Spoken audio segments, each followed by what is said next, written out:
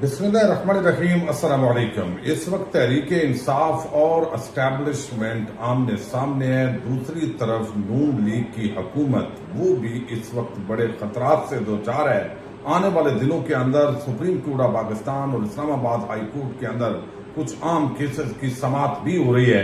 आज साबिक सदर आरिफ अलवी ने एक बड़ी यकीन दहानी करवाई है ताकतवर हल्कों को, क्या इसके कोई असरात मुरतब होंगे और इस वक्त अडयाला जेल के अंदर बैठे हुए जो इमरान खान है वो क्या मौजूदा हुकूमत को इस सूरत हाल में मात दे सकते हैं। ये हुकूमत क्या अपने 5 साल पूरे करेगी। आज हमारे साथ मौजूद हैं असद चौधरी साहब, जो एक बड़े आम सहाफी हैं और बड़े बाखबर सहाफी इनको समझा जाता है। असद साहब, एक तो आपको बहुत शुक्रिया आपका।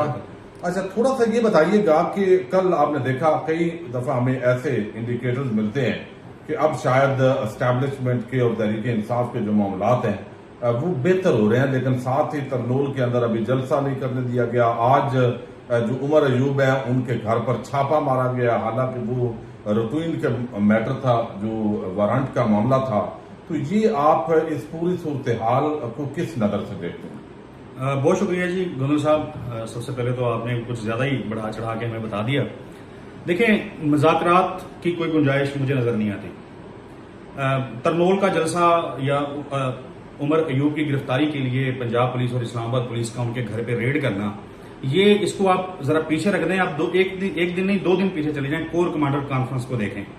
कोर कमांडर कॉन्फ्रेंस का जो एलामिया आया था वो वाज़ेह है और उसमें कोई भी जी शऊर जो शख्स है वो देख के उसको अंदाजा हो जाएगा कि वो किसको टारगेट किया गया है, किससे मुतालिक बात की गई है।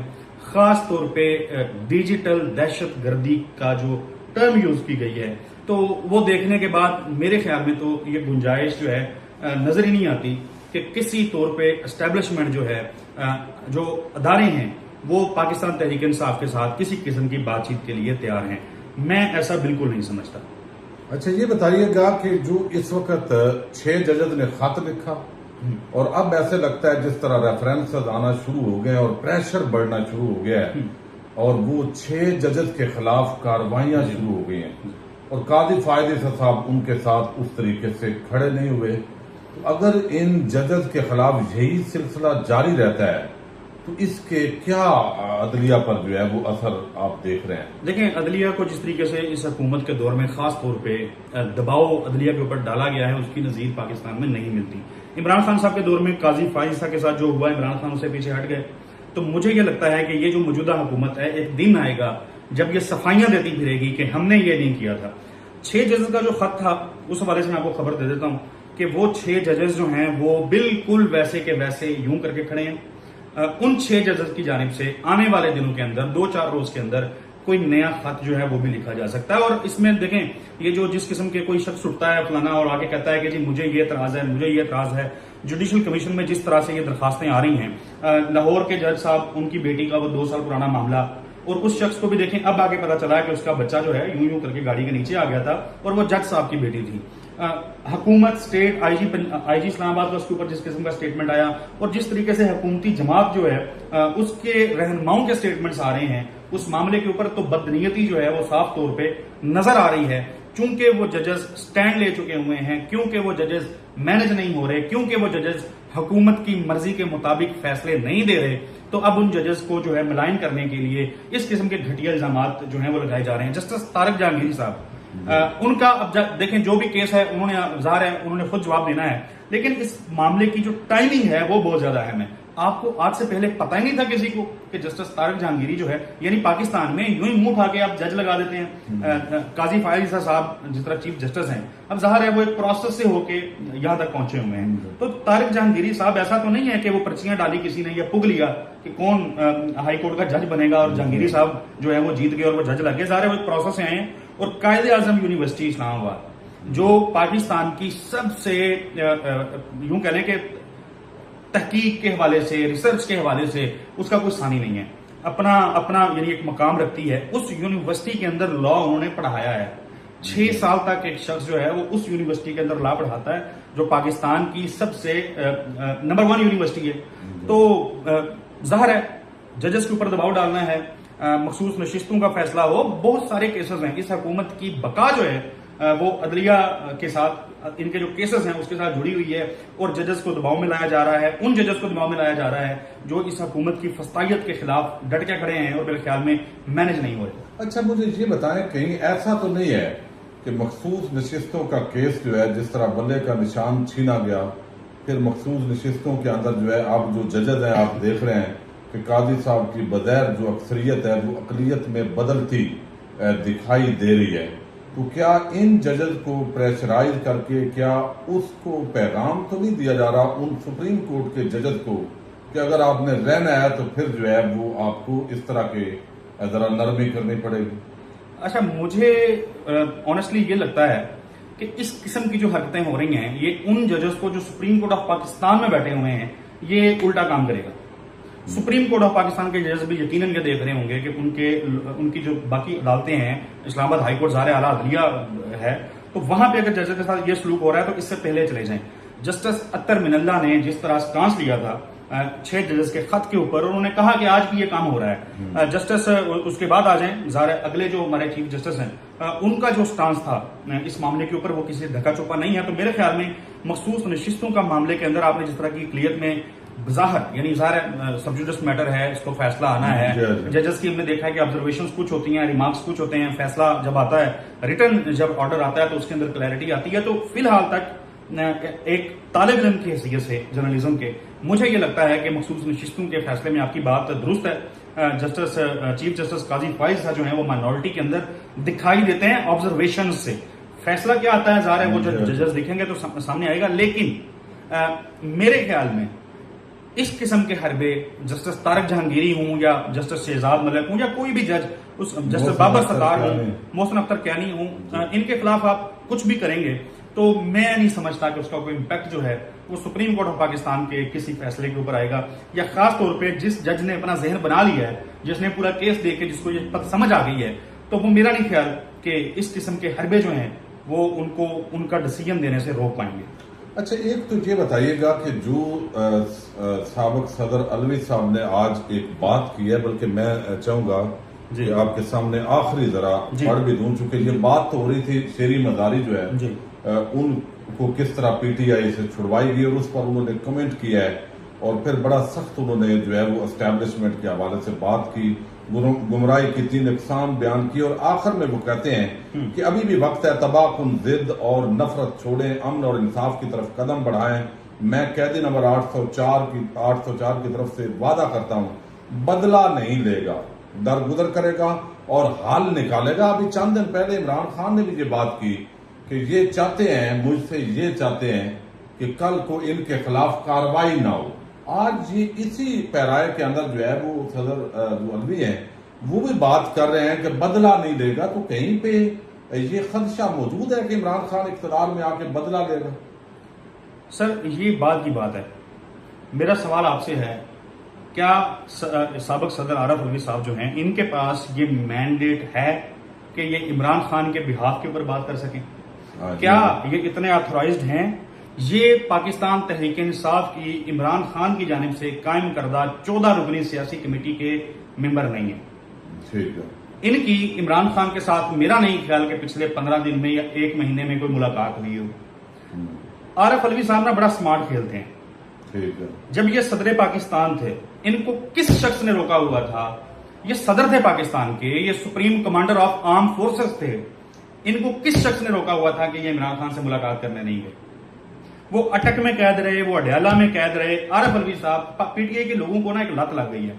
ऑनेस्टली बताऊं, अब देखें तरनोल का जो जलसा था, तरनोल के जलसे में कोयटा से वो सदाम तरीन और बाकी मुख्तलिफ लोग निकले हुए थे, सिंध से काफिले आ रहे थे, लाहौर से भी लोग निकले हुए थे और इस्लामाबाद के अंदर भी इस हुकूमत ने जिस किस्म की शर्मनाक महंगाई मसलत की हुई है ना, यकीन करें हर शख्स जो है उसकी जिंदगी अजीरन है। लोग बिल यानी लोग अपने घर की चीजें बेच के बिल दिया करते थे आज से 6 महीने पहले, आज लोगों के पास बेचने के लिए भी कुछ नहीं है। तो ये डिप्रेशन जो है ना, ये बिल्कुल सरायत कर चुका हुआ है। एक ऐसी सिचुएशन में जब हुकूमत को आप बैकफुट पे भेज सकते हैं, एक एनओसी के मुअत्तल होने के ऊपर जब आपके लोग निकले हुए हैं, आप जलसा छोड़ के चले गए। यानी आप इतने बुज़दिल हैं कि आपने कोशिश ही नहीं किया कि आप जलसा कर सकें। तो आरिफ अलवी साहब जो हैं इन्होंने भी यही किया। जब ये सदर पाकिस्तान थे, ये इमरान खान से मिलने नहीं गए, ये जा सकते थे, ये जाते, जाके देखते, जाके बोलते, कहते कि भाई पाकिस्तान का साबिक वज़ीर आज़म है, ये सहूलियात नहीं है, ये सहूलियात नहीं है, चले एटलीस्ट उतनी सहूलियात दे दी जाए जितनी नवाज शरीफ साहब के पास थी या मरियम नवाज साहबा के पास थी। कोई किसी ने ये काम नहीं किया।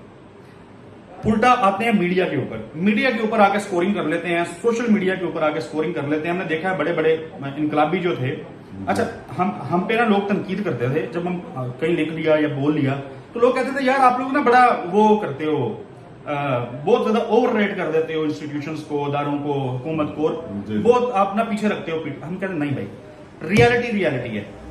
आरिफ अलवी साहब के पास मैंडेट नहीं है, और आरिफ अलवी साहब के मैसेज किसको दे रहे हैं? एस्टैब्लिशमेंट को दे रहे हैं। क्या एस्टैब्लिशमेंट इनके साथ बात करने को तैयार है? नहीं तैयार।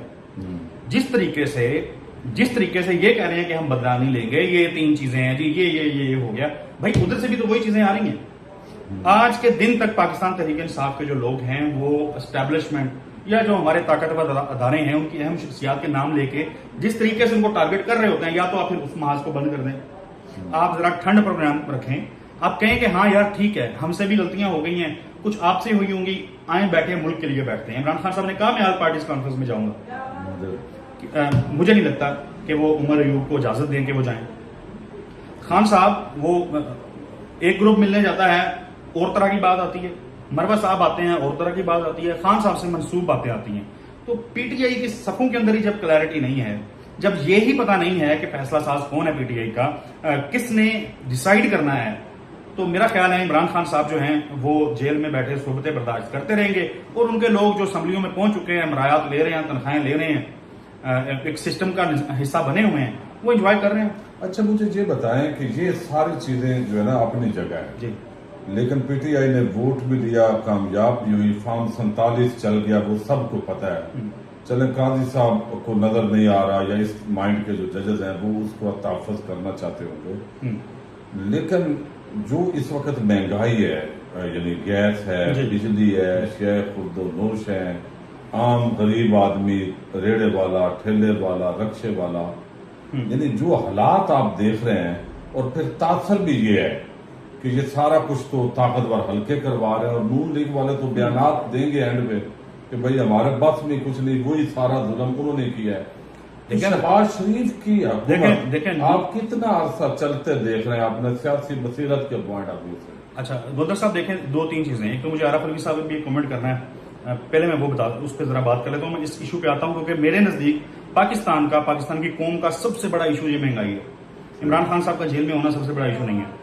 आरिफ अलवी साहब सदर पाकिस्तान थे, जब आरिफ अलवी साहब सदर पाकिस्तान थे, क्या उस दौर में, क्या उस वक्त में इस तरह की चीजें नहीं हो रही थी जो आज हो रही हैं, या इससे भी ज्यादा बढ़ चढ़ के हो रही थी? क्या आरिफ अलवी साहब ने लबकशाही की? एक तवील अरसे तक उन्होंने खामोशी इख्तियार की रखी। आज वो नुहा कना तो हैं शीरी मजारी साहिबा के इंटरव्यू के ऊपर, जब वो अरेस्ट हो रही थी, जब उनको उठाया जा रहा था, जब बार बार उनके केसेस, और ये किसी एक शख्स के साथ नहीं हुआ, ये बहुत सारे लोगों के साथ हुए, तो तब ये खामोश बैठे हुए थे, और आज ये तशखीस करने के लिए मसाइल की बैठे हुए हैं, और आज ये जिस किस्म की ऑफर्स कर रहे हैं, और इस किस्म की ऑफर्स ट्वीट करके की जाती हैं। कम ऑन, आप सदर पाकिस्तान रहे हैं, ये ट्विटर के ऊपर ये किया जाता है, मतलब आप संजीदगी का आलम देखें। आगे बढ़ें जी, जो शहबाज हुकूमत है ना, जो PMLN की हुकूमत है, जो 16 महीने तक रही, और जो अब जरा एक सेटअप चल रहा है, इन्होंने बड़ा स्मार्ट प्ले किया है।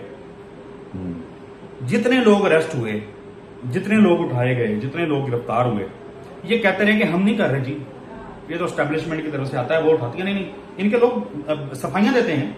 इलेक्शंस मुहिम के दौरान बहुत सारी जगहों पे ऐसा हुआ कि जब नून लीग के लोग वोट मांगने जाते थे, वो कहते तुसी इंज कीता है, तो कहते नहीं असं नहीं किया, ये एस्टैब्लिशमेंट ने किया है। तो ये सारा जो कुछ इन्होंने किया, अपने सियासी मुखालफिन से जिस किस्म के बर्ताव रखा, उसका सारा बोझ, सारा वजन जो है इन्होंने एस्टैब्लिशमेंट पे डाला, स्मार्ट प्ले किया। और ये कल कलाम भी कहेंगे भाई हमारी तो हुकूमत ही नहीं थी, देखें वजीर दाखिला मोहसिन नकवी था, हमारा नहीं था। औरंगजेब जो है वो हमारा नहीं था, वो तो किसी और का था, या हमें दिया गया था तो उसने सारा कुछ किया।